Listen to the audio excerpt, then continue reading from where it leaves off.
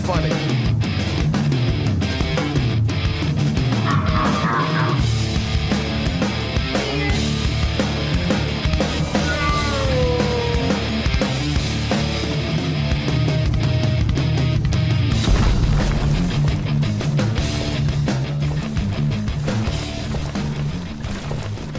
Hey, what's going on, guys? Chris at the Morning Mayhem. Thank you so much for tuning in. It's been a while since I've seen you guys. 2022 was the last time we were on here. Joe Biden had been president for 1 year, and let's face it, not a whole lot's gotten any better. But it is 2024. It's an election year, so we're going to have plenty to keep us busy this year. Not a whole lot as far as movies go. Not a lot of movies coming out in the box office or being released in general. We'll probably talk about that a little bit next week. But this week, we're going to be talking about some facts that the mainstream media and probably most Americans get wrong, including fact-checking some fact-checkers. We're going to look at ways Donald Trump is getting screwed, not in a good way, how the primaries are going between him and Nikki Haley. And we got a fun new segment called Everything on TV Sucks. But first...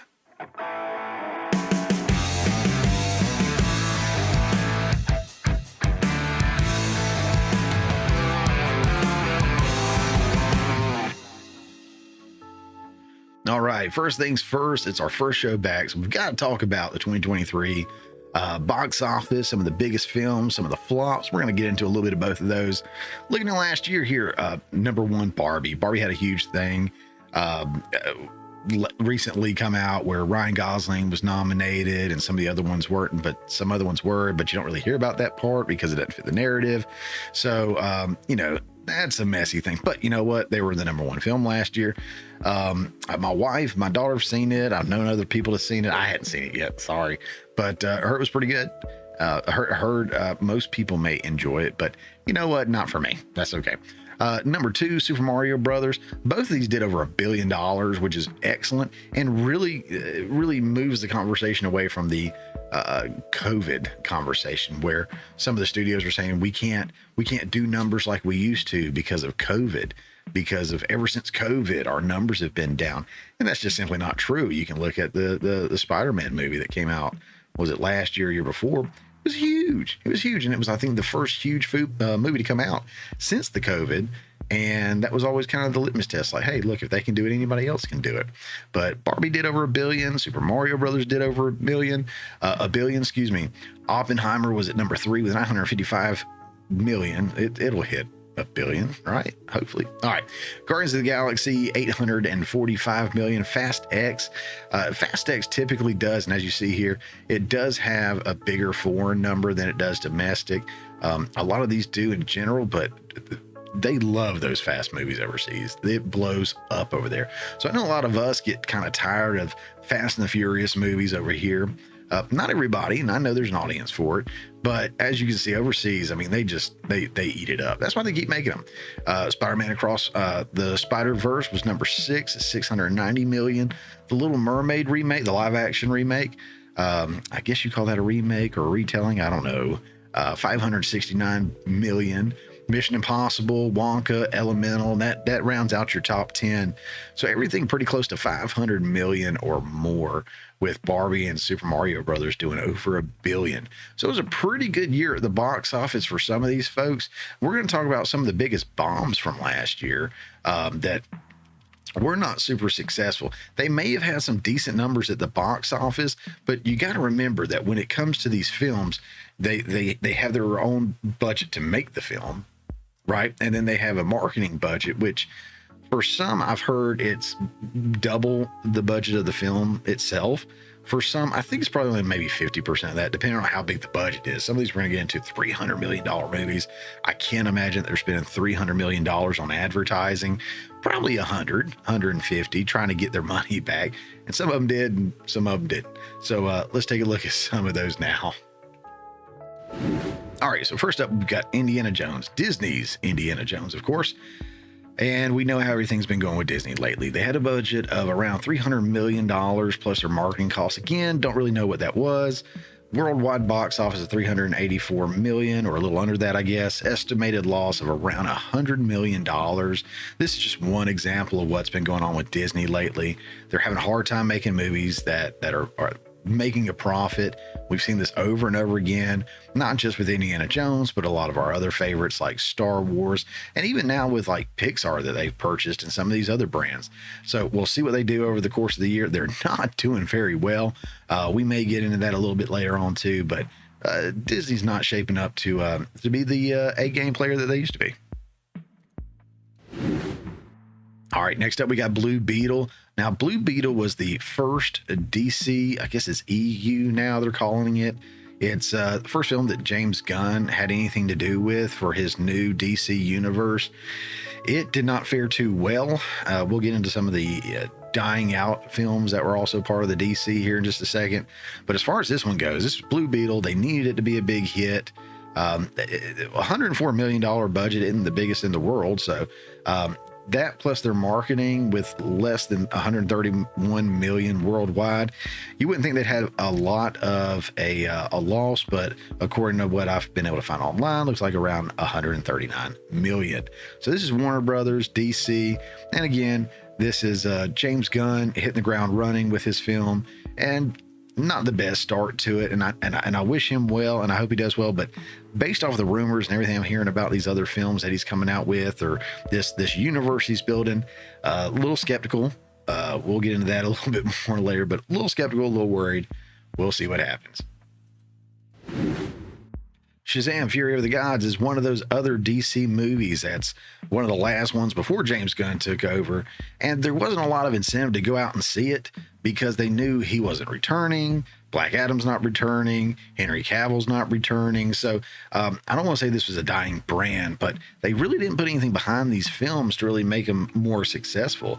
Now, I feel bad about this one because the director of this film is David F. Sandberg, and I'm a big fan of his because he started out, like me, just an independent, low-budget filmmaker guy. He was making little short films in his home with his girlfriend or wife, and then he ended up making Lights Out, which went viral on YouTube, and then they turned that into a movie. Then he did Annabelle Creation. He did several other movies, including Shazam and Shazam! Fury of the Gods. I generally enjoy Shazam. We'll get into that in a minute.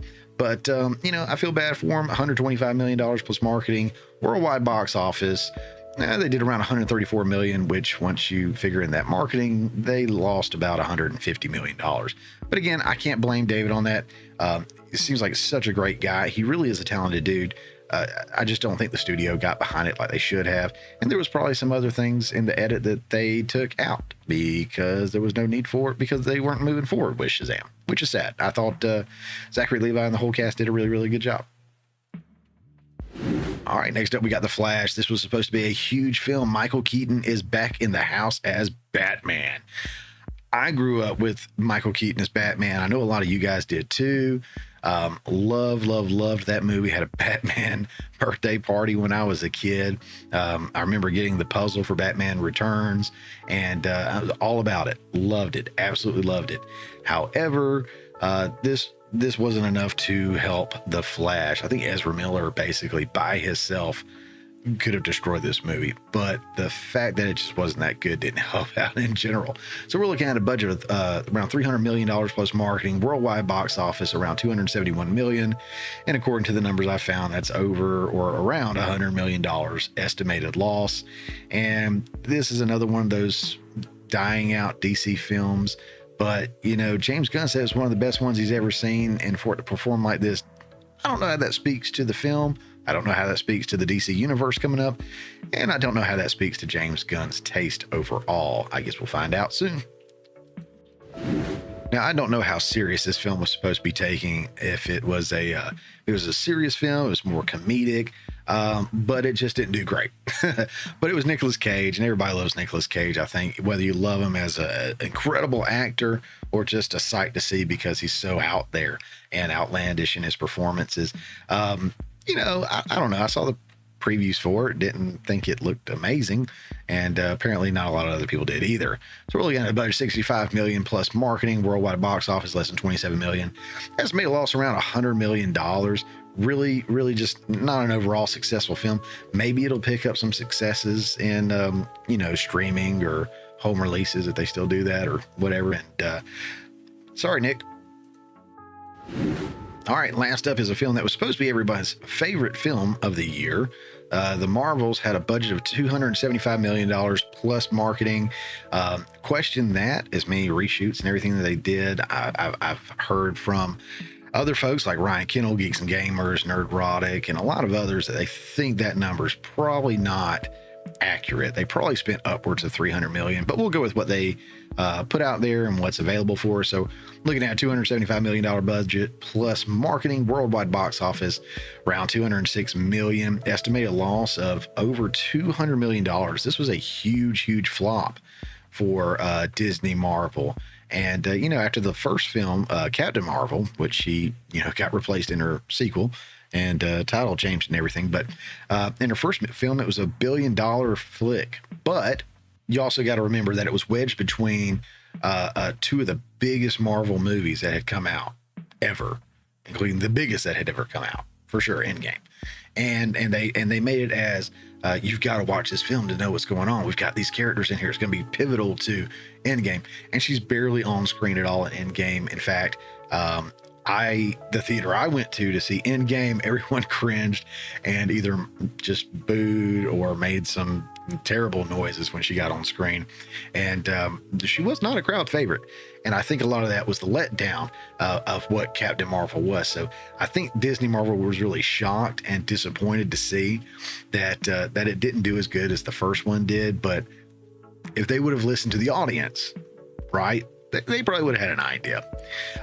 Let's wrap this up with a couple of films that I did see this past year. I'll share with you guys. Boom. Super Mario Brothers, the movie. Now, I saw this in theaters with my wife and my daughter, and my wife's familiar enough with it.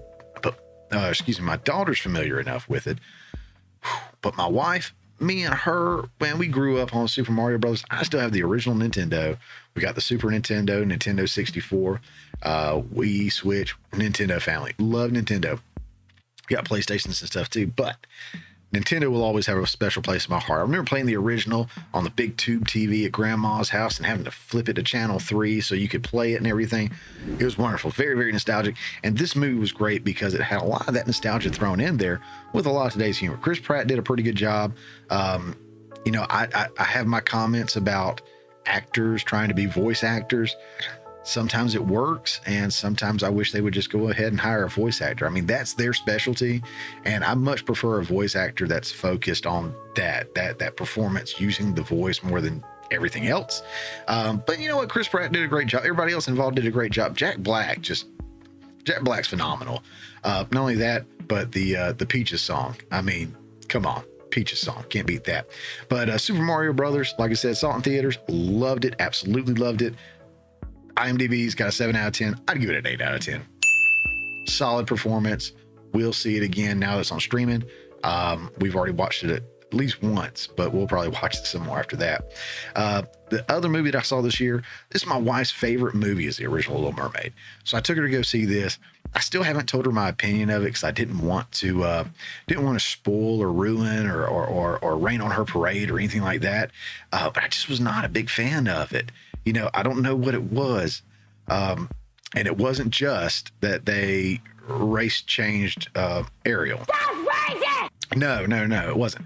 It wasn't just that. It was so much more. And the biggest thing I think that let me down, aside from the terrible music numbers that were new songs and not having any of the great stuff in there I remember as a child, because I enjoyed The Little Mermaid as a child. Awkwafina's voice just, and Javier Bardem. I love Javier Bardem. It just seemed like he phoned this one in. Did not enjoy his performance at all. It was pretty much a letdown for me. I know a lot of people enjoyed it. I mean, 7.2 out of 10 on IMDb. I've got to give it a 2 out of 10. And a lot of that is because it is a live action remake of a classic, beloved Disney cartoon. First of all, you've got to win me over that it's a good remake. When you're remaking anything, then you're going from cartoon, classic, beloved, to a live action. You got to step it up. And in this one, they didn't do that. And this one, they didn't do that. And I think that's fair. I think a lot of people would agree with me. But we'll see. I don't know. 2 out of 10. Sorry. Next one I saw was The Flash. Now, I did not see this in theaters. I saw it at home.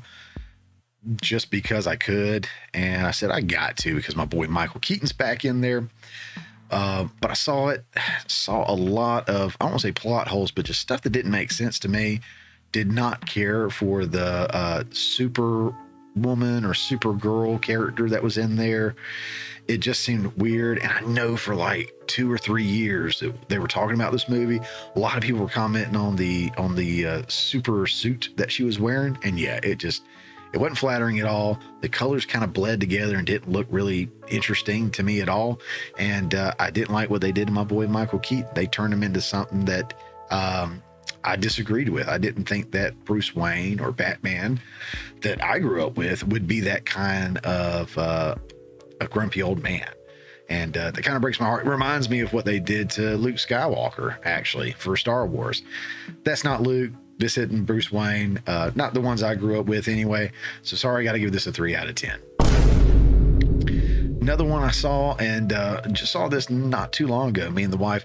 We saw the original Nun. Love all the Conjuring, Insidious movies that all run together. We'll get to Insidious in a minute. Excuse me. But the Nun 2, saw it. I thought it was really good. Could it have been better? Sure. But was it well shot? Was there a good story? Were the scares there? Yes, I enjoyed it all. No real complaints about it. Do feel like it kind of missed the mark in some places. I'm gonna give it a 6 out of 10. I think that's fair. I don't think it was the greatest thing I've ever seen, but it was a 6 out of 10. Pretty fair. I would recommend it for sure. I'd recommend it. Following that up is the Insidious: The Red Door. I mean, Insidious: The Red Door was a great follow-up to the Insidious films. You know, at first I didn't know how to take it. It seemed like there was some virtue signaling in there. You know, the female friend that came along just happened to kind of boss, you know, his son around a little bit, know a little bit more, and be a little bit more in tune to things. But it was great to see the kids growing up and dealing with it. And overall, I enjoyed it. I'm not going to complain. Another 6 out of 10, I think. 6 out of 10, I think, is fair on that one. But I would recommend it. It was a great film, especially if you like the Insidious universe, Conjuring universe. It's not on here, but a film we just watched the other night by James Wan is Malignant. And yeah, I can't recommend that one. Can't do it. If you've seen Malignant, you know what I'm talking about. If you hadn't seen Malignant, James kind of let me down on that one. It seemed like a low budget horror flick from the 70s that had these weird kind of twists or concepts. And then somebody gave them, you know, 10, 15, 20, $50 million or whatever to make it. And it turned into Malignant. So not a huge fan of that one. Insidious: Red Door, go out and see it if you hadn't already. Pretty good. Evil Dead Rise. I have a poster in my room of The Evil Dead. The Evil Dead was a great lower budget movie, and loved it so much. Evil Dead Rise, I thought was really, really good. My wife is freaked out by some of the voices when they get down low and everything, and it's a female voice especially. So yeah, that was a win for us. I think 7 out of 10. All the scares were in the right place. Pops were there, and yeah, got the message across. I thoroughly enjoyed Evil Dead Rise. Let's see. Here we go. So I said earlier that I felt bad about this one. I do believe it was a good movie. I thought it was great. Excuse me. I thought it was great. For the most part, I'd give it a 7 out of 10, just like Evil Dead Rise. I thought it was more than just entertaining. And to be fair, I just recently saw it, as well as just recently saw Shazam. I hadn't seen Shazam before. So it was out on streaming. I watched it. Shazam: Fury of the Gods was out. I watched it, and I enjoyed both of them very, very much. I think the worst part, of course, was Snow White making an appearance in there. She didn't do a terrible job, but I just can't. How about that? I just can't. Rachel Zegler, I'm sorry. I just can't. All right. But yeah, Shazam, 7 out of 10. Thought it was really good. And I'm being pretty gracious with these scores, but I'm easy to please. I don't see a whole lot of movies on a regular basis.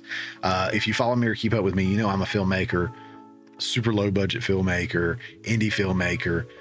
Really have a good time doing all of that. Hoping to make feature films one day, maybe like David F. Sandberg does here. But I don't watch a whole lot. I don't watch a lot of TV. I don't watch a lot of movies like I should. I'm trying to get back into that a little bit more. It is something I absolutely enjoy doing, but I just don't seem to have the time a lot of times. I'm usually I'm busy. What can I say? 7 out of 10 there. I enjoyed it. I know others didn't, but whatever. All right, another one I just recently watched with the wife was The Pope's Exorcist. Thought it was really, really good. The CGI could have used a little bit of improvement on that. Russell Crowe did fine. Everybody else in the movie did fine. The concept was really cool, and I don't want to spoil it or give it away, but reading it here, follow Gabriel Amorth, I guess, the Vatican's lead exorcist, as he investigates the possession of a child and uncovers a conspiracy the Vatican has tried to keep secret. And I guess that's really the thing, the secret of what it was that the Vatican was keeping tucked away from everybody. That was really cool. The concept behind it, aside from being a filmmaker, I am a Christian, and I do believe in the Bible, and I believe in the stories. And one of the coolest things, and in fact, it's in my latest film, I put this line from Revelation in there where it talks about God kicking the Satan and the angels out of heaven, the fallen angels, you've heard of that before, out of heaven and onto earth, not to hell, but to earth. And so that plays a little bit of a role here. And man, I just thought it was really cool. I thought it was really cool the way they addressed that without getting, overly preachy or anything like that. It's a really good movie. Speaking of a horror Christian film, if you're into those kind of things, Nefarious was really, really good. And I know we watched it on Prime, I want to say, but it's on other streaming platforms. But Nefarious, great film. Sorry, 7 out of 10. I don't know if I said that yet. 7 out of 10. Next up was The Machine. Saw the stand up with Bert Kreischer and thought it was very, very funny. But there's a lot of issues with Bert Kreischer and his comedy and jokes and what people think. I tend to enjoy him. I don't tend to have a problem with him. The movie was pretty good in parts, and other parts just kind of fell a little short for me too. I feel like there was a lot of studio pressure and involvement to do certain things.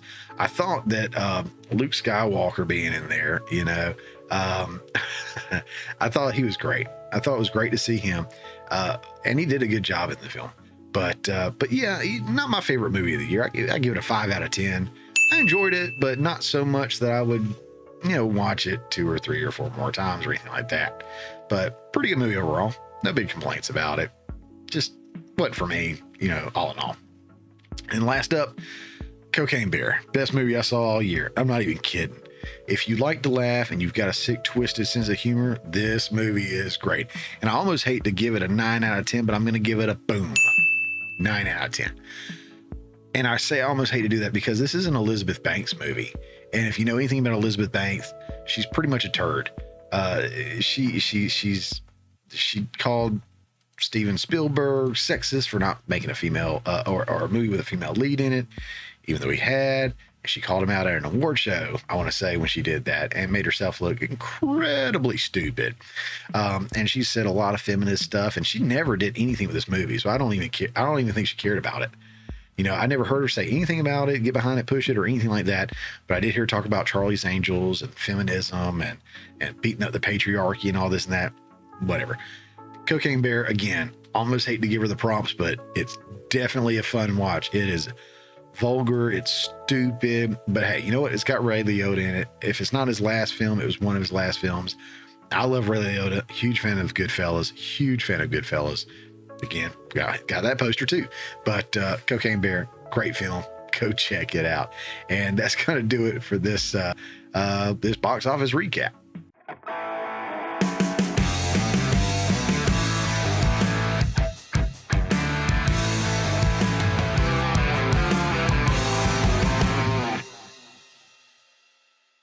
All right, let's turn to politics now. We're going to look at some stories here with Donald Trump against the deep state, or the deep state really against Donald Trump, as they've always been, right?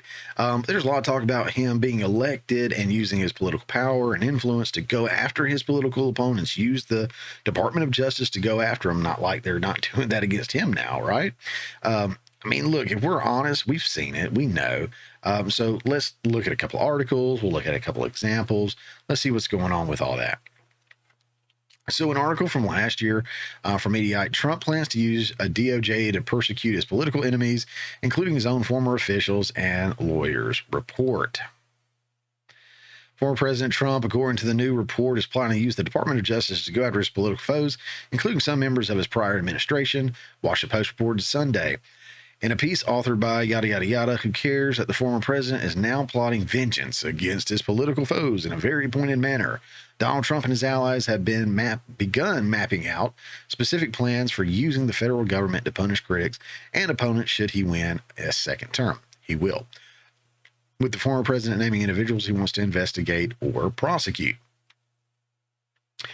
It says down here, in private, Trump has told advisors and friends in recent months that he wants the Justice Department to investigate one-time officials and allies who have become critical of his time in office, including his former Chief of Staff, John Kelly, and former Attorney General Bill Barr, as well as his ex-attorney, Ty Cobb, and former Joint Chiefs of Staff, Chairman General Mark Milley.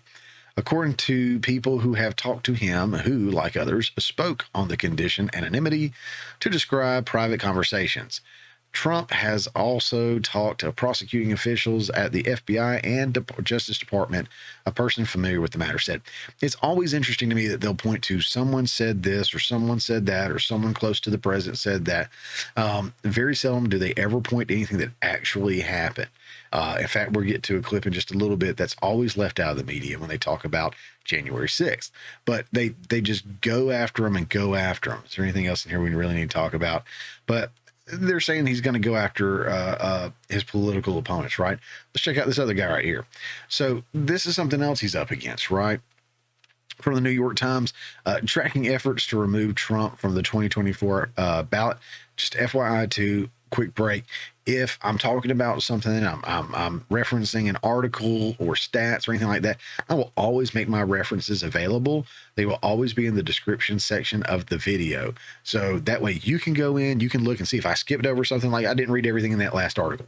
If there's something I skipped over that's vital to the conversation and I missed it, call me out on it. Go read it. Go check it out. Just pretty much skim over this. So these aren't 3-hour-long videos, but you can go out and check it. And I want you to be able to fact check me, unlike the mainstream media and a lot of other people out there. They don't care about that. One of the ones I absolutely love for doing that is Steven Crowder with Louder with Crowder. They make all their sources publicly available, and I really appreciate that. And that's helped me grow in being able to kind of fact check them and go behind them. And I'm never really disappointed. So check them out. Details are always in the descriptions down below. But look, we got all these states questioning stuff. Formal challenges to Donald J. Trump's presidential candidacy have been filed in at least 35 states, according to New York Times review of court records and other documents. Mr. Trump was disqualified from the primary ballots in Colorado and Maine, but he has appealed and is likely to appear on ballots in both states. The U.S. Supreme Court is scheduled to hear oral arguments in the Colorado appeal on February 8th in a case that could determine Mr. Trump's eligibility for the ballot nationally. The ballot challenges focus on whether Mr. Trump's efforts to overturn his 2020 election defeat make him ineligible to hold the presidency again.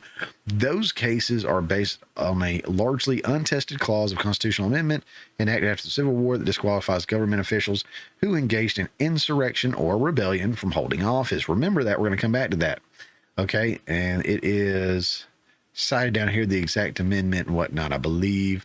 We'll get into that. So you got Alaska lawsuit is in federal district court, dismissed by the judge. Arizona lawsuit filed in federal district court was dismissed at Mr. Trump's request. An appeal of the case is pending. California's got a challenge. Colorado's got a challenge. Connecticut, Delaware, Florida, Idaho, Illinois, Kansas. Everyone is jumping in here trying to dismiss him for something that never happened. Okay. They keep citing an insurrection. There was no insurrection. Not one person has been charged with an insurrection. There was no attempt of an insurrection. Okay. Insurrection never happened. And they're blaming a man that not only did not incite an insurrection, but actually said to the protesters to protest and have your voices heard peacefully and patriotically. See, that's the part. That's the part they don't play for you.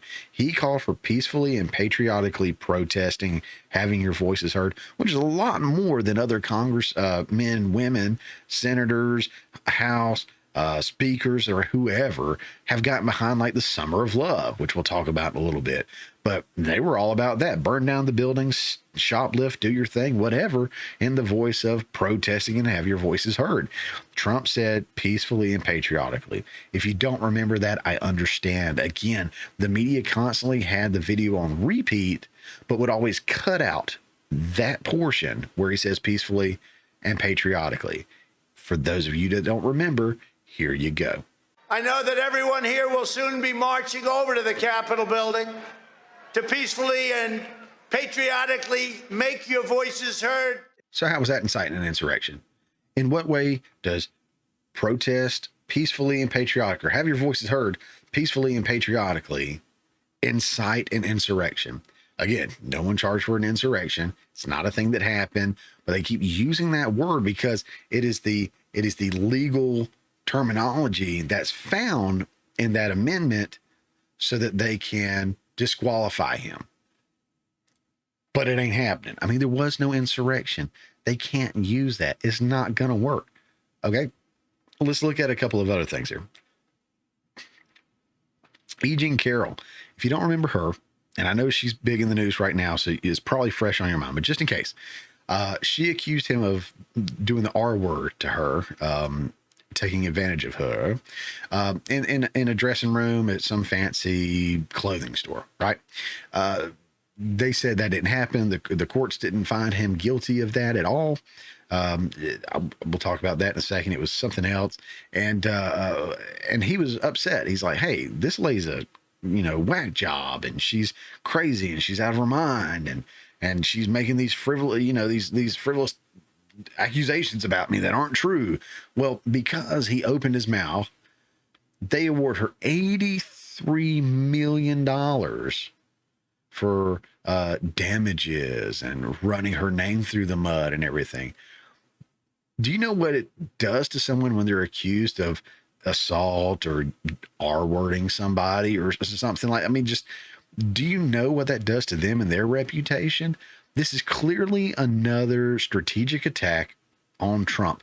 And of course, this happens to come in a election year that he is running for president. So $83 million for him speaking about the case and her basically being a nut job. So here's her having a good time and not sounding like a nut job at all. And most definitely like a woman that suffered so much at the hands of Donald Trump. See what you think about this one. You've talked about using some of Trump's money that you're about to get to help shore up women's rights. Do you know what that might be, what that might look like? Yes, Rachel. Yes. Tell me. I had such great ideas for all the good I'm going to do with this money. First thing, Rachel, you and I are going to go shopping. We're going to get completely new wardrobes, new shoes, motorcycle for Crowley, new fishing rod for Robbie. Rachel, what do you want? Penthouse? It's yours, Nothing. Rachel. Penthouse and France? You want France? You want to go fishing in France? No? Oh, all right, okay. That's a joke. Yeah, just a joke. They really had that dude on MSNBC going to town with laughing. But just as a refresher here, it was, the jury finds Trump liable for sexual abuse, awards accuser $5 million. That was the original case. If we look a little further on here, a jury found Donald Trump liable Tuesday for sexually abusing advice columnist E. Jean Carroll in 1996, awarding her $5 million in a judgment that could haunt the former president as he campaigns to regain the White House. The verdict was split. Jurors rejected Carroll's claim that she was R-worded, finding Trump responsible for a lesser degree of sexual abuse. The judgment adds to Trump's legal woes, yada, yada, yada. But you see, he wasn't even charged for that. So obviously getting accused of that would ruffle his feathers quite a bit. So if he spoke out against it, it's really not out of the realm of acceptability. If I was charged of something like that, I'd be pretty pissed off too. And I'd have a lot to say about that. So, he's getting slapped with a lot more than I'll ever make in my life just for running her name through the mud after she ran his name through the mud. And I do believe there's a lot of political pull behind this or push behind this when you start breaking down who all's involved, how they're involved, the timing of everything. So be mindful of that. I know they want to say, oh, you know, it's a rigged election. It's not. You're crazy. You're a conspiracy theorist. But if the pieces of the puzzle fit together, think about it. Remember this four-person? This is a four-person from my home state of Georgia, unfortunately. Fulton County, I want to say. She was just beside herself. Super, super excited to swear in Trump. Now, I'm going to show a clip of that part of it. But in trying to find the right clip and a decent quality of it, I saw a longer version of the interview, and she's moving and flipping, and she's whacked out of her mind. And I did a little research looking it up. It doesn't look like she's resigned. I don't think she ever was removed. And it just shows you how biased everything is and how stacked against Trump the cards are. Everything is stacked against him. He can't get a fair trial anywhere. Okay. And it's really, really sad. But here's a refresher of this one. This one, again, from Georgia, where he had another, charge pending from. Check this one out. Did you personally want to hear from the former president? I wanted to hear from the former president, but honestly, I kind of wanted to subpoena the former president because I got to swear everybody in. And so I thought it'd be really cool to get 60 seconds with President Trump of me looking at him and being like, do you solemnly swear? And me getting to swear him in. I kind of just thought that would be an awesome moment. So speaking of the deck stacked against him, remember Letitia James, the attorney general in New York, but she wasn't always. Remember when she was running for attorney general? Check this one out. People say, oh, I'm not going to bother to register to vote because my voice doesn't make a difference, or I'm just one person. I say one name, Donald Trump. That should motivate you. Get off your ass and vote. Will you sue him for us? Oh, we're going to definitely sue him. We're going to be a real pain in the ass. He's going to know my name personally. I love it. He probably does already. And so these are just a few examples of what's going on while they continue to run cover for Biden and these other crooked politicians in office. And when I say that, I want to be very, very clear. I don't just poke at the liberals and the Democrats and everything like that. There's plenty of crooked conservatives. Nikki Haley is one. For sure, Nikki Haley is one, right? Mitch McConnell, Lindsey Graham, the list goes on and on. How about that? I can't remember the dude. He had all those lies. And I think he was New York, got elected in a Republican. No, I mean, I'll call spade a spade, and these people are not legit. I hate crooked politicians, which basically means I hate politicians. One of my absolute favorite, and he's still up there, of course, is Rand Paul. Love Rand Paul. I loved Ron Paul, loved Rand Paul. I was happy to see him run, but I did feel like it was a little early for him, and I'm glad he didn't win in a way because, man, he drilled Fauci and some of these others on COVID and the masks and everything that was going on. So, look, I'm not one-sided. I hate all politicians for the most part. And when they do something crooked, I'll call them out. Not the biggest fan of Trump all the time either. He does stuff I don't like. But I don't think he's crooked. I haven't seen him do anything crooked. Things I dislike, things I morally disagree with. But overall, not crooked. Not crooked. Not going to judge him. Hey, look, before we keep going, I want to talk to you guys about Coffee Brand Coffee. If you ever watched a YouTube channel called The Quartering, Jeremy from The Quartering has a coffee brand called Coffee Brand Coffee. It's fantastic. I've been buying coffee from them since last year, beginning of last year sometime, I think. I've gotten so many different flavors, so many different options, some snacks. I know it was a Christmas gift for my mom and dad. I got them one of those gift boxes. It was really cool with some specialty nuts and all kinds of stuff in there. Look, it's not grocery store coffee. It's not burnt. It's a few things. All right. So first of all, it's delicious. I mean, it is delicious. I'm not just saying that because I get a kickback if you go and buy some or something like that. No. But if you do decide to go buy some, do use discount code Mayhem and you'll get 10% off your order. And it does, it is an affiliate link. So it does help me out. It helps the channel out. But you know what? It helps Coffee Brand Coffee out. This is a company that makes delicious coffee and I would not support it if that wasn't the case. Secondly, I've been trying to lose weight as a lot of people have. And it's still the beginning of the year, right? So, not just this year. I try to lose weight every year, kind of disappoint myself in that. But one of the things I've been trying to do, obviously, is cut out unnecessary sugar. So I grew up putting sugar and creamer pretty heavily in my coffee. And part of that I realized is like putting ketchup on a steak. If you get a good steak and you cook it right, you don't need ketchup. Okay. It's almost an insult to whoever cooked it, or it can be an insult to whoever cooked it if you are putting ketchup on a steak. Well, if you get a good coffee, you don't need all that sugar and creamer. But I've built up a tolerance to that. So in order to help me kind of pull back a little bit, I've bought better coffee. And there's other brands that I've bought online that deliver, and some I'm sure you've probably tried. And Coffee Brand Coffee is right up there with all of them as far as price goes. Delivery's really good. But man, it is hand roasted to order.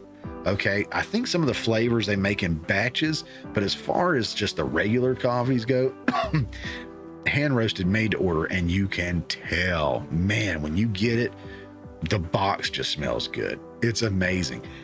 They're not political. They're not gimmicky.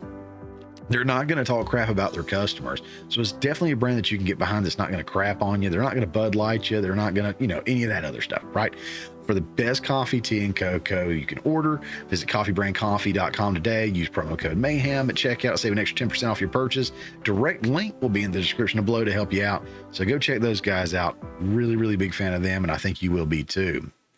Moving on, our next segment, one that I really, really enjoy. Everything on TV sucks. This is your life now. This is our election. I understand your frustration. When it fits a woman. What? That guy's a wuss. Everything on TV sucks. All right, over the past 10 years, some of the biggest draws on television have dropped in viewership because of the poor performances overall, or because they've turned into virtual signaling propaganda. Some of those include the Oscars. For the last 10 years, the Oscars has a 52% drop in viewership. You see it's kind of come up a little bit, but overall 52% drop from where it was 10 years ago. And that's really where a lot of this virtue signaling and box checking for diversity, equity, inclusion, all this stuff. But you know what? I'm sure that doesn't impact it at all, even though they tighten up the requirements to get films into the Oscars. And some of these other guys have done the same thing. But 52% drop for the Oscars. In the last 10 years, the Grammys has seen a 54% drop in viewership. These awards used to be watched by everybody and talked about on the following Monday. Huge viewerships, huge numbers, huge performances, 54% drop in the last 10 years. The Emmys is one that's had one of the biggest drops, and there's no coming back from it right now. As you see right here, 78% drop in the last 10 years. And there's not that lift at the end we saw in some of these others. It's just going down, down, down. And I mean, it's sad to see, but you know what? They've done it to themselves. I remember growing up and watching the VMAs all the time, and they were fun. They were obscene. You didn't know what the performers were going to do next. That chart right there is just crazy sad. 90% drop in the last 10 years. And I'm going to be real with you. I haven't listened to any music in the last, probably any new music anyway, in probably the last, 10 years or so, because most of it seems to be computer driven, 500 different producers on one song. I hadn't gotten into it. Some of the songs I do like are not super huge hits, but I don't usually put the radio on when I get in the car. I'll put on YouTube and listen to some podcasts and stuff. But VMAs, that used to be the happening place for MTV. 90% drop in the last 10 years. And this last one isn't an award ceremony, but I just got to talk about these guys because this is one of the organizations that has gone the most woke, painting, Black Lives Matter and all kinds of stuff on the courts, and then kneeling, and LeBron being very, very outspoken. But viewership of the NBA has gone down 46% in the last 10 years. I didn't think that was going to be the case. I looked at some of the other sports. The NBA seems to have taken the biggest hit. And you can't tell me that the, we'll call it woke, the woke stuff or whatever, hasn't had some kind of impact on it. Look, we've all seen shows and movies get canceled, canned, no more seasons of this, or Batwoman's an example of a movie that just never came out because they're like, nah, it ain't gonna work. but we've seen it. We they call them woke. We've seen the gender swapping, race swapping. Stuff didn't pay off because everyone is sick of it. Here's a couple of examples right here as well. The Batwoman show canceled after season 3. A League of Their Own canceled during season 2. The Wonder Years canceled after season 2. And I just recently saw any promotions for this, but it's already canceled. This Doogie Kamehameha MD canceled after season 2.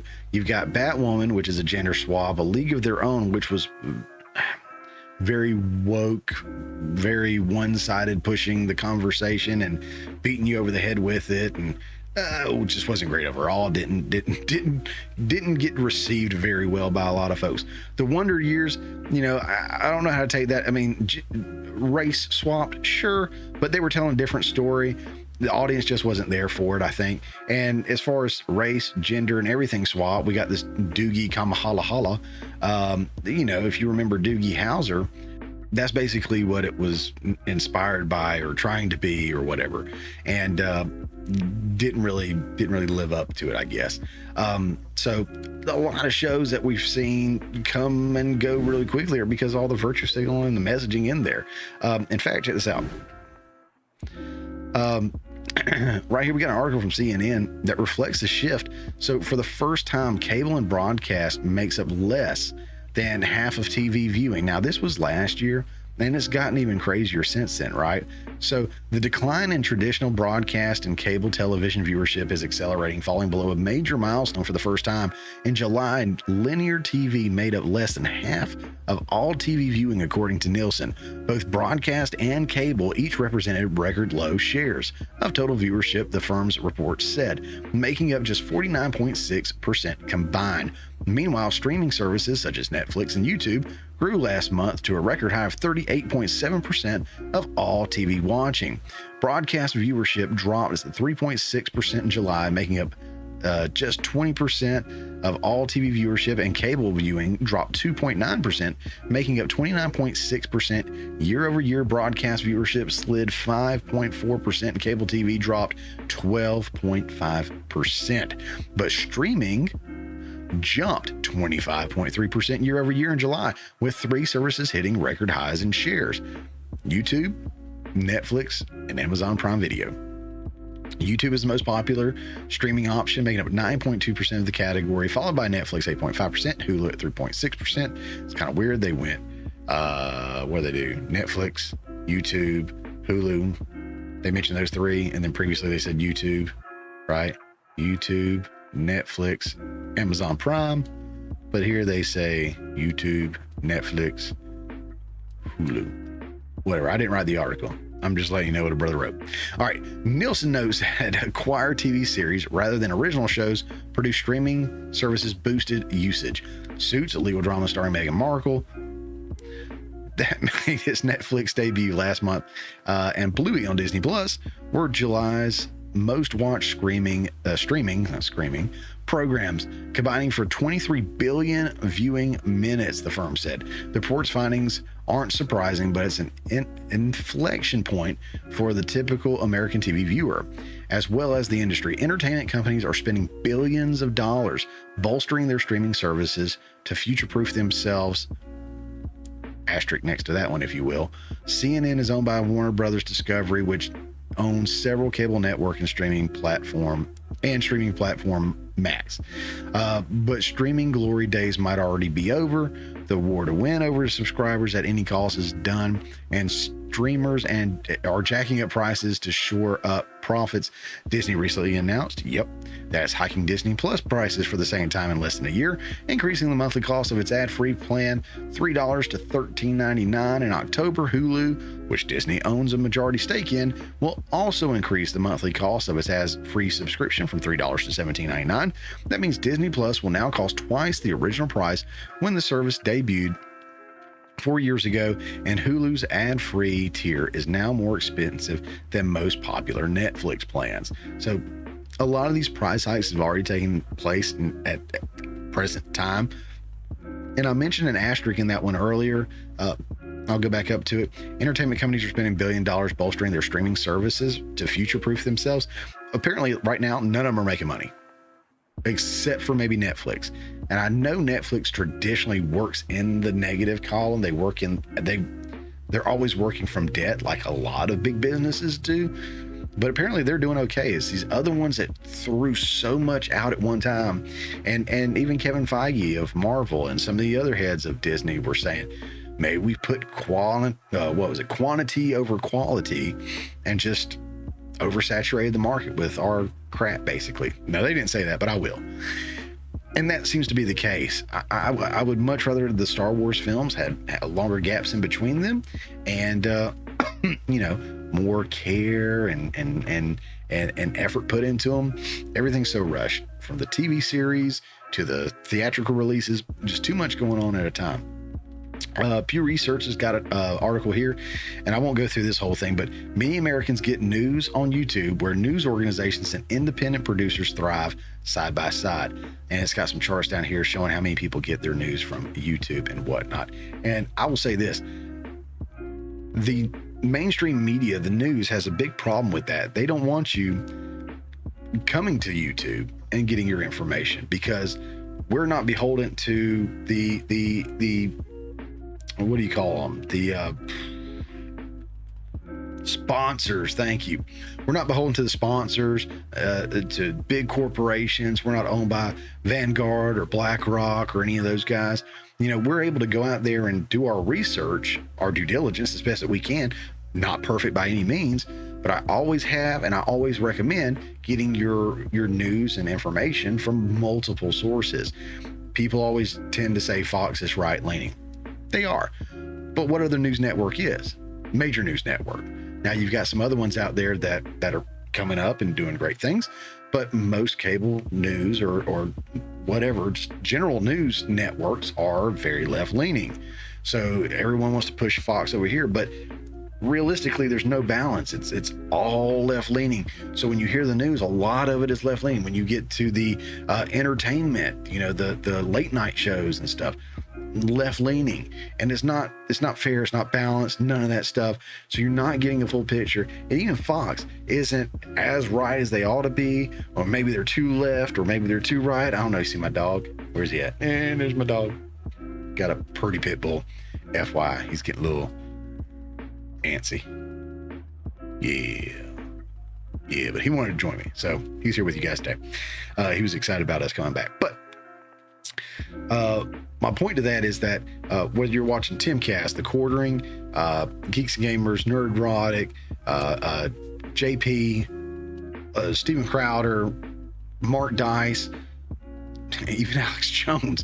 I mean, it really doesn't matter. If you get your news and your information from so many different sources, you can actually start to put together the puzzle that is reality, because you're going to get people that everybody is biased. Don't get it twisted. I'm biased.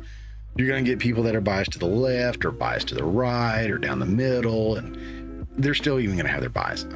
Everything's going to be slanted a little bit.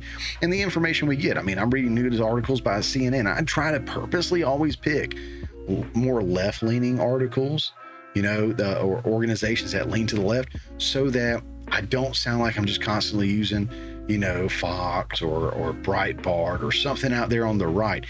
I want to try to be as fair and as balanced as I can. And if I'm wrong, I'm wrong. There is a comment section down below. Please, by all means, call me out on it. If I'm leaning the wrong way, let a brother know. Sorry. I was going to try to start this show back earlier in the year, but I've had that thing, whatever it is. It's not COVID. It's that thing everybody had. I had it the week of Christmas or the week before Christmas, and I still got a little bit of a lingering cough. And I thought about putting things off, but I was like, nah, y'all miss me too much. I missed you. That's the reality. I missed you. I wanted to see you. I wanted to talk to you. Give me some love in the comments. I want to give you some love now. I appreciate you watching this far. Got a little bit more to go, and we'll wrap things on up. People are sick and tired of the established news organization channels, obviously, right? People are sick and tired of them virtue signaling and having to deal with things made for the modern audience. That's comprised of a bunch of whiny weenies on social media. The independent artists and journalists are thriving and really have an opportunity to grow now more than ever before, because let's face it, everything on TV sucks. This is your life now. This is our election now. I understand your This is our frustration. country. When it fits a woman. What? That guy's a wuss. Everything on TV sucks. All right, next up. So it is an election year, as I mentioned, 2024. It's going to be a big election year, but we're still in the primaries, right? I think the Democrats still have primaries, but nobody's really running against Biden. No one's giving anybody else any attention, which upsets me some, even as someone who's not a Democrat. I would love to see a great Democrat against a great Republican go head to head in the fight for bettering our country instead of just political power and, monetary gain and influence and whatever else, right? But in the primaries, the Republican primaries that are still going on, you got two left, right? You got Trump and you got Haley. And again, there may be some other ones that are technically in there, but it's a Trump and Haley race. Don't know why Haley's even in there, right? But it is an election year. We're still dealing with the Republican primary between our next candidate, or our next president, President Donald Trump, and an angry servant of the elite class and military industrial complex, Nikki Haley. In this article, boom, The Hill, Haley unveils grumpy old men attack on Trump Biden. So she's going after Trump, who is most likely going to be the Republican nominee, and in my humble yet accurate opinion, the next president of the United States. So she's attacking him while also attacking Biden. Right here, GOP presidential candidate Nikki Haley unveiled a new line of attack on former President Trump and President Biden's age and mental acuity, calling them grumpy old men. Haley's campaign said in a Wednesday release that the series will feature various aspects of what the country should expect from Trump and Biden if they are nominees come November. More chaos, confusion, drama, and refusal to a debate. The series marks a further step up in Haley's attacks on the two frontrunners' abilities as the... I didn't scroll. Stop it. The series marks a further step in Haley's attacks on the two frontrunners' abilities as the primary season is underway. Nearly 50% of Republicans and 70% of Americans don't want to watch grumpy old men stumble across America when our country is on the brink of the war and the world is on fire. Campaign spokesperson Olivia Perez Cubas said in the release. Sadly, the version of grumpy old men offers no comic relief, just chaos, confusion, and a bad sense of deja vu for the American people. Chick said, referring to numerous polls, it keeps doing this. I'm not scrolling. It's just, I hate how sites and ads do all that. Anyways, basically that's it. Okay. So she says nearly 50% of Republicans, 70% of Americans don't want to watch grumpy old men. Here's the thing.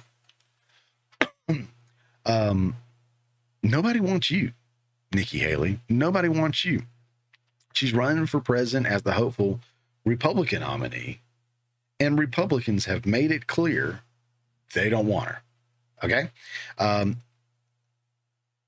Exhibit A. Check out this video. Take a look at the numbers. Among Trump voters, 70% of them, according to our exit polls, are registered Republicans. Donald Trump, his support, 27% of his voters are registered undeclareds or independents. 3% were unregistered before today. Look at how that compares with Nikki Haley. It's a complete reversal. It's an alternate universe. Among Haley voters, 70% are registered undeclareds. Only 27% are registered Republicans. All right, some of you may have seen that before. Some of you may not have. Okay, so let me tell you what it means. All right, 70% of the Republican voters that showed up to the New Hampshire Republican primary voted for President Trump. Only 20% voted for Nikki Haley. All right, so where did she get these other votes from? Good question. 70% of her votes came from undeclared voters. Now, this could mean people that don't vote one way or the other, or it could mean Democrats voting in a Republican primary. Now, they're saying that can't be the case. Okay. This article by CNN Politics says, fact check, Trump falsely claims Democrats can vote in New Hampshire's GOP primary. Now, this was prior to the primary. Okay. Prior to the primary, they're saying no way. The article reads like this. Former President Donald Trump is peddling false claims about voting rules for next week's New Hampshire primary as he tries to blunt Nikki Haley's momentum in the state. At a campaign event in Portsmouth, on Wednesday, Trump falsely claimed that New Hampshire laws allow Democrats to vote in the Republican primary. He also said Nikki Haley is counting on Democrats and liberals to infiltrate your Republican primary. Here's the first or facts first line, right? This is false. Registered Democrats can't participate in the New Hampshire GOP primary. Only Republicans and independents can vote in the Republican contest. Now, understand this. The verbiage used was registered Democrats, right? Like, I'm not registered one way or the other, I don't believe. I may be an undeclared or whatever you want to call it, but it says registered Democrats. Now, it didn't say Democrats couldn't. People that vote Democrat forever and always vote blue no matter who. It didn't say that. In order to dispute what Trump was saying, they said registered Democrats. Notice the play on words there. Notice the play on words. Politicians do it all the time. The news media does it all the time. That way they can say they didn't lie to you. But here's the thing. Now, they're saying that it couldn't happen. Okay. It says Trump is wrong, that Democrats can't vote, and that is false. But check this out. Nikki Haley. And why did you vote for Nikki Haley? It's a vote against Trump. I think it would be better to have her against Biden in the elections than it would be Trump and her. Do you consider yourself generally independent, Republican, or Democrat? Democrat. So when you undeclared, you voted for Nikki Haley. If it was Nikki Haley against Joe Biden in a general election, who are you voting for? Joe Biden. And look, I get that not everyone sees clips like that on a regular basis because not everybody seeks that out. But you'll notice that it did over in the corner, it said CNN. And this article, where's that? CNN. CNN says Democrats can't vote. The video that also said CNN interviewed a Democrat voting for Nikki Haley. So I love how they say that President Trump is wrong. It's a false claim. It's not real. Couldn't happen, right? They expect you to believe your lying eyes, or not to believe your lying eyes and believe them. But you know better than that. You're smarter than that. Look, seek out your resources. Again, when you scour the web and you do your own investigation, your own research, and you look into the candidates, you look into the news, you're going to find a lot of this corruption going on. They're going to manipulate the verbiage so that you believe that he's lying. And he's not, okay? There are more interviews. There are more videos interviews out there with voters just like this one. That said they were undeclared, voted for Haley, but said they would vote for Biden because they're actually a Democrat. They want to discount all of Trump's claims that the 2020 election was stolen, while some still question the results of the 2016 election in which he won, which I think my Governor Brian Kemp won that year, and Stacey Abrams still hasn't called and congratulated and given it up, and she still thinks it's stolen or she won. I don't know what her thing is, but she's the president of Earth according to Star Trek. But you still got people that dispute the 2016 election, but they're trying to do everything to discount him and his supporters, saying there was something fishy in 2020. Well, now we're seeing Democrats vote in Republican primaries, and they're not saying or doing anything now. They're just letting it go. It's like, oh, well, couldn't happen. It's not happening. So when 2024, this election rolls around, if something funky about it, they're still going to call you a conspiracy theorist or crazy or whatever. When 2020 happened, I never saw anything like that before.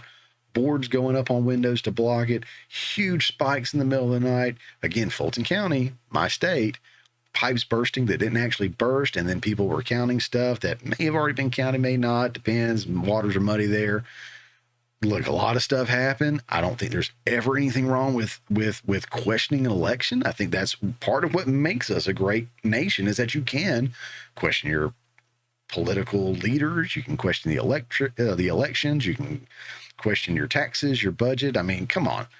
That's what makes America great, honestly. The First Amendment, Second Amendment, which protects the First Amendment, and honestly, it's one of the greatest things that we can do is question things and hold our politicians and our people in charge of like the voting and everything accountable.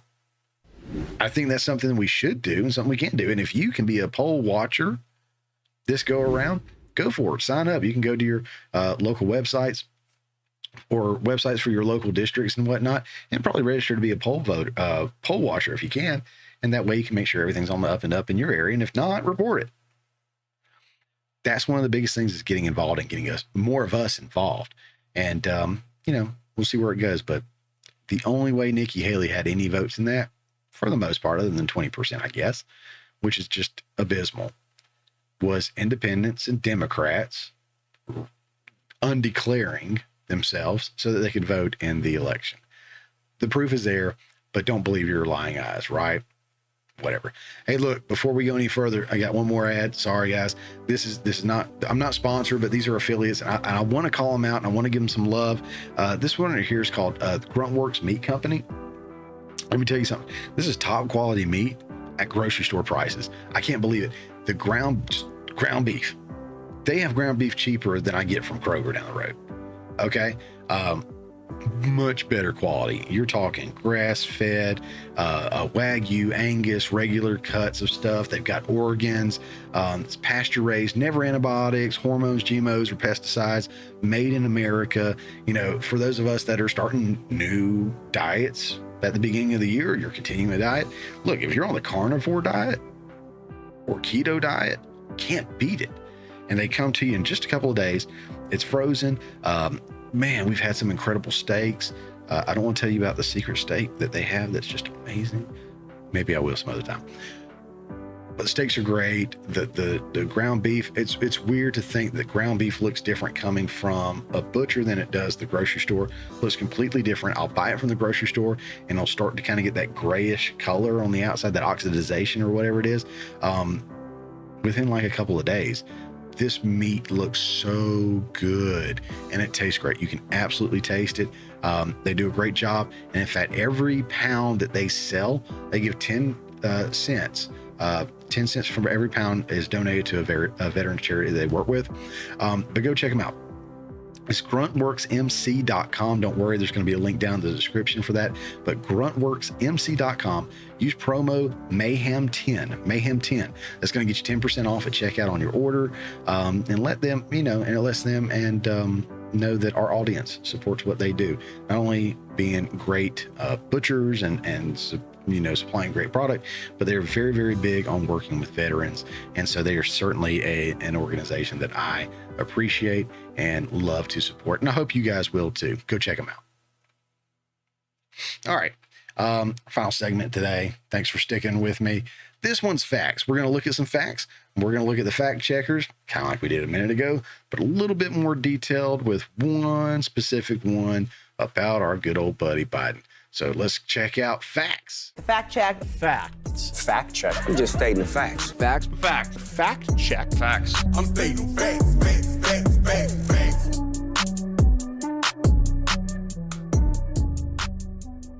All right. So a lot of folks still don't know certain facts, or maybe they believe what the mainstream media tells them, right? False statements continue to be spread if they benefit the presenter's narrative. For example, some people believe that Kyle Rittenhouse crossed state lines with an illegal firearm and shot and or killed black people during the riot in Kenosha, Wisconsin over Jacob Blake shootings. This is false. Okay. The firearm was legal. It's not illegal to transport a firearm across the state line. Didn't happen anyway, but right. He shot and killed a recently released pedophile that was chasing him, threatening him, and he thought he was in danger for his life. This guy went and tried to attack Kyle, calling him the N-word and everything, which is weird. Two white guys, one was calling the other one the N-word, but whatever. But going after Kyle repeatedly, and Kyle reached on up and handled business. It was self-defense. And he shot and killed him in self-defense. So he goes to go get the cops, right? And then the next thing that happens, some stupid skateboarder dude thought he was going to be a hero, came up and tried to stop him, and he got a chunk of his arm blown off for doing something he shouldn't have done. Trying to whack Kyle in the head with the skateboard, which could have, rendered him unconscious, and they could have taken the gun from him. They could have killed him or something. So again, it's another act of self-defense, but you don't hear that. And both of them were white. He didn't shoot anybody that was black. He didn't go there to kill anybody. But that's the way it's presented a lot of times, right? You may not agree with his way of handling things, but the facts are the facts. And they are constantly being misrepresented or straight up lied about. Here's another one. It's often cited that the left, by the left, as one of the worst attacks on American democracy, January 6th, right? It was a violent insurrection, they say. They continue to push that many officers were killed that day protecting the Capitol building. This is false. One person died that day, just one, Ashley Babbitt. Okay. She was climbing through a window or something like that, and she was an unarmed protester. But you know what? Capitol Police shot and killed her. Capitol Police shot and killed her. No one killed any police officers that day. There's still articles out there today saying that someone died of being hit with this. There's no evidence of anything like that. The person that they said died from XYZ, died of natural causes. All that's been exposed. No officers were killed that day in the line of duty. Much respect to them if they had been. I don't agree with the antics of some of what happened on January 6th, but it wasn't as crazy as one side puts it, and it wasn't as peaceful as the other side put it either. We'll get into that. Okay, so there were no other deaths other than Ashley Babbitt. So speaking of that, on the flip side, right, same day, some on the right will swear that it was just a peaceful protest, that no one really got out of line. Well, we've seen the videos, and we know that that's not true. Right? Protesters clashed with police. They smashed windows, broke doors, and forcefully removed the barricades that were keeping them out. However, a lot of support for this argument is from videos and pictures like this one that does show the protesters being significantly more peaceful than those that participated in protests and riots during the Summer of Love the previous year. A famous image is a CNN reporter standing in front of a city on fire, which happens to be Kenosha, and reporting that it's fiery but mostly peaceful, right? Fiery but mostly peaceful. So the right pretty much took that and ran with that too. Oh, it's a mostly peaceful protest. And for the most part, I'll say it probably was, but you've got the mix of everything going on, and it's not fair to say one way or the other. So, to the right, I'd say that is also a false statement. So the mostly peaceful protest at CNN was talking about fiery, but mostly peaceful. That's also wrong. That's false. During the Summer of Love, protests and riots killed more than 25 people. More than 25 people were killed during these. And a lot of these were from rioting and protesting from the murder of 1, 2, or maybe 3 people that may or may not have been justified, but in the pursuit of protesting over that, at least 25 people were killed. That's not very peaceful. Billions of dollars in damages and businesses ruined. Okay. And I'm not saying one is better than the other, but one was excessively more impactful than the other. But January 6th is what just keeps getting pushed and pushed and pushed and pushed. And I guess if that's the only one you got against the right, you got to keep pushing it, right? But Summer of Love was just awful. And anyone who says otherwise is being disingenuous, 100% disingenuous. It's just inaccurate to say that it was significantly worse than the Summer of Love. It's void of any truth. It simply is. Now, speaking of CNN and misrepresentation, remember when Joe Rogan got COVID? Not only that, he got COVID and he was prescribed some medication, and CNN said it was horse dewormer, and we're making fun of him, and we're trying to say that anybody who did it was stupid and all this and that, right? Well, the video that they played was doctored to make him look green and more sickly. Okay, side by side, we can see the difference. They even continued the lie that he was taking a horse dewormer and went so far as to put it in front of their face when interviewing their chief medical correspondent. Oh, he did. The chief medical correspondent, Sanjay Gupta, went on Joe Rogan's podcast, and he put in front of him. And when pressed on a live saying he was taking horse dewormer, Gupta only responded with, yeah, CNN shouldn't have said that. But he's their chief, what is he? Chief, I just said it, medical correspondent. He didn't have anything else to add to that. Now, after the interview was over with Joe Rogan, Gupta went on record saying that part of me thought, quotes, part of me thought the MMA former Taekwondo champion might hurtle himself across the table and throttle my neck. Joe Rogan's never been aggressive toward anybody in any of those interviews. He'll question you. He'll push you, push you mentally and push you conversation wise, not physically, of course, but he's never done any of that. All right. So it's clear that CNN misrepresented Joe Rogan, his health, his doctor's prescribed treatment, and Gupta's reaction to the interview solidified him as a certified bitch. When the media and big studios do their best to virtue signal and push gender swaps, race swaps, and feminist messaging, they get very defensive of their product. Shows like Robin Hood, films like Captain Marvel, and comedy specials like Nanette were received well by the critics, but failed to get the support from audiences. That said, the studio's artists and powers that be would often claim that these projects were being review bombed by their haters. This is false. They just suck that bad. And as someone who's a filmmaker, I get it. I don't make the best films in the world. And if someone went and watched my films and hated on them, I get it. The biggest budget film that I have done of my films, not that I've worked on, but of my films, I spent $900 on it. And everybody worked for free. Everybody had a good time doing it. And we do it again in a heartbeat. So if it's not the greatest film you've ever seen, it doesn't hurt my feelings. But I'm trying to be an artist and original. But these guys, it's all about that virtue signaling, getting that message across. Now, look, on top of that, you never hear the artists or studios complain about review bombing when the project does exceedingly well. Okay, with audience. For example, you can't tell me that the critics know what they're talking about when Nanette gets 100% critic score and a 26% audience score. But yet Dave Chappelle's Sticks and Stones gets a 35% from critics and a whopping 99% from audiences. The critics and the audience are not in alignment there, right? Was this review bombed by critics? They say that we review bomb stuff. Are the critics review bombing stuff? In summary, if the audience is telling you your show, film, or special sucked, it probably did. Get over it. Lastly,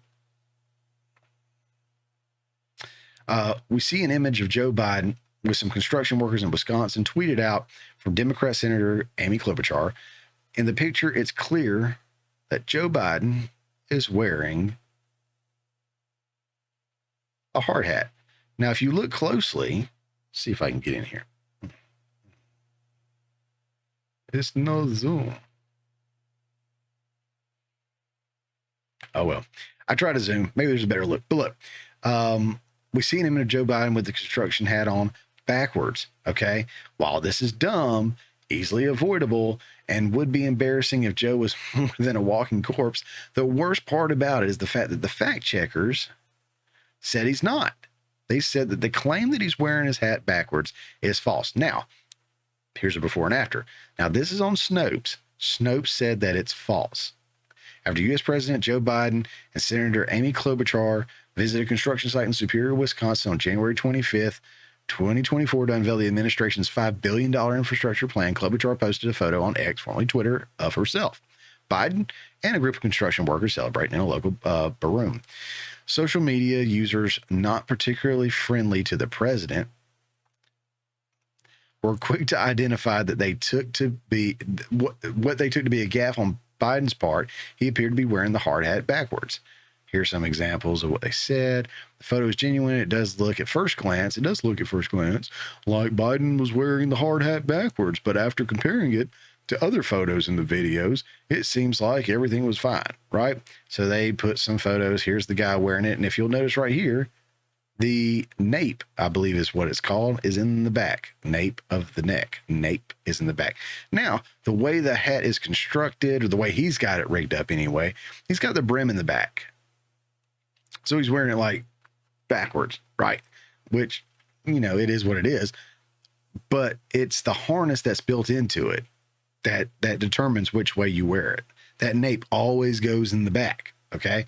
And as you see here, the nape is in the back as it's supposed to be. So they're using these for examples, saying that he's wearing it right, okay? So this is Snopes, but this is Snopes as of January 27th. Okay, this is using the Wayback Machine. And if you don't know what the Wayback Machine is, it takes snapshots where people can take snapshots to kind of archive websites. But now, because they've gotten so much pushback, Snopes has revisited this and said, the claim is true. Editor's note, we received a ton of comments in a very short time challenging our assumption that wearing a hard hat backwards means wearing it with the bill facing to the rear and forwards. means wearing it billed to the front. On the basis of that assumption, we originally rated the claim that Biden was wearing a hard hat backwards as false. The prevailing counterargument is that if the suspension of the hat has been purposely configured by its owner such that the bill worn to the back with the strap and tightening knob under it, as the case of that hat worn by Biden, to wear that hat with the bill facing forward is practically speaking to wear it backwards. Therefore, it's argued it's actually true that the photo op discussed below, Biden was wearing it backwards. The strap and tightening knob, which should have been behind Biden's head, were on his forehead. A corollary to the argument is Biden looks damn silly in any case. So, going on here, we can read some more, but the point is they got a lot of pushback. They changed their opinion on it from false to true. And it takes people like, I'm going to put me in there because I'm speaking up, but it takes people like Mark Dice pointed out. And I hate it because he almost did it in the exact same way, but Andrew over at Don't Walk Run Productions covered this as well. And it's pretty much the same thing everyone says, that the nape, that little round guy should always be in the back. It should never be in the front. Let me pull it back over here one more time. Let me blow it up right here. Better picture. That part right there, that nape, always goes in the back. It never, ever, ever goes in the front. Anyone who's ever put on a construction hat knows this. And yet the Walking Dead right here hadn't figured that out yet.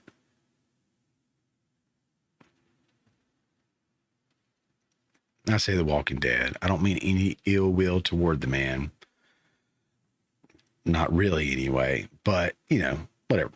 Look, this is dumb, easily avoidable, and would be embarrassing if Joe was more than a walking corpse. The worst part about it, the fact that fact checkers came into his defense. And there's other ones out there that aren't getting fact checked by us. We have not yet overwhelmed them, and they've changed it. Snopes, for example, is one that is very, very left-leaning and runs a lot of cover for President Biden and a lot of others. Let's see. Just like most Americans that continue to be told that the economy has improved and things are better while still forking out more of their paychecks for necessities than in prior years, we're told not to believe our lying eyes because Bidenomics works, right? It's not hurting your wallet. Well, you know what? Grunt works, Coffee Brand Coffee. Those are companies that are doing a great job of maintaining their pricing and not, using the excuse of inflation. I just got to throw that back out there again. But to my point, go to the grocery store. The prices are still going up. The wages for everybody are not going up, so it manipulates the numbers in a way that are not entirely accurate, but they sure love to use those numbers, don't they? While it's clear to anyone that's ever held or seen a hard hat, he's wearing it backwards, yada, yada, yada. Is this the tale of redemption art? Have we seen Snopes come out and say, oh, we got it wrong, forgive us, we'll never do it again? I don't think so. I think this is just the tale of enough Americans no longer willing to put up with the lies that the media is telling us. But there are plenty of other stories and sources like the news media and fact checkers that they would like you to think is real, but it's not. You may think it's a reliable source. It's not. So here we are fact checking the fact checkers. As far as fact checking goes, I would also recommend checking out Mark Dice and Andrew over at Don't Walk Run, because as far as independent creators go, those guys, and Mark does a fantastic job. Mark does some deep dives, but Andrew does a great production. I absolutely love watching his shows. Every time he comes out with a new one, I'm watching it. Mark, I watch every day. Andrew, I'm watching every time he puts it out. So as far as fact checking goes, if you like deep dives and really breaking things down, watch those two guys. I have links to their channels down below. They're fantastic. I'd give them a watch for sure. So in closing, look, check it out. I've enjoyed being back. I hope you guys have. I know I've rattled a lot. I'm still got the scratchy throat, like I said. I'm a little nervous being back with you guys because it's been so long and so much has changed. I've changed. I'm losing a little weight, getting a little, feeling good about myself. The economy and everything since Biden's become president has continued to tank. but there is hope. I'm excited about Trump running for president again. Things are looking good for him. And I hope that you are going out there and seeking out the knowledge, right? Using YouTube and any of these other platforms down here, right? There's plenty of other platforms that have free speech and content out there that can help you decide who you're going to vote for, what's really going on in the world. Like we saw earlier, not everybody is listening to CNN, NBC, Fox, MSNBC, DC, or whatever they are. You know, a lot of people are turning to the independent content creators and independent news sources, Newsmax, all these other guys. Look, I highly recommend it. Start doing some research. Start finding people that you find more reliable. Not just people that tell you what you want to hear, but people that you find more reliable. Look, it's going to do it for us for this first episode back. Really enjoyed it. Hope you guys had a good time. Remember that we will have our weekly show, our long form show up every Friday, 10 a.m., unless otherwise announced. We'll also be cutting up these segments into smaller bite-sized portions. We call those morning nuggets.